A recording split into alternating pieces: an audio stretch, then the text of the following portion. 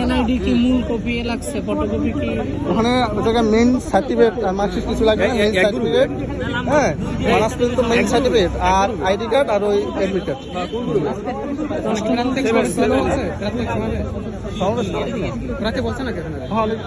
আমার বলেন অন্য কিছু বলছি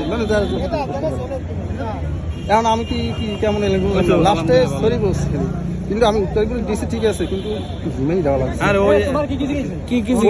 আপনি কোন সাবজেক্ট নিয়ে অনার্স করছেন? হ্যাঁ অনার্স বলেন না, কোন সাবজেক্টে পড়াশোনা করছেন? কারণ আমি বলছি মিট্রিক বিজ্ঞান সাবজেক্টে পড়াশোনা করছি।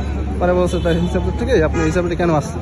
বললাম ছোটোবেলা থেকে আমি খেলাধুলার আকৃষ্ট ছিলাম, আর এখানে তো শারীরিক শিক্ষা সম্পৃক্ত আছে, এই জন্য 1 বছর একটা কোর্স করে এখানে আসলাম।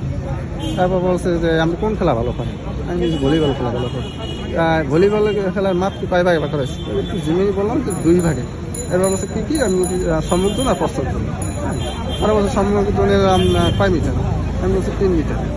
পরে বলছে তো সমুদ্র বলা হয় কিন্তু বইয়ের ভাষায়, কিন্তু গ্রাম্য অঞ্চলের ভাষায় কী বলা হয়? তাই একটু জিমেই পরে বলছি সরি স্যার এবার কাবাডিটা এইতে মনে হয় এটা আপনার মনে হয় 3 মিটার হবে।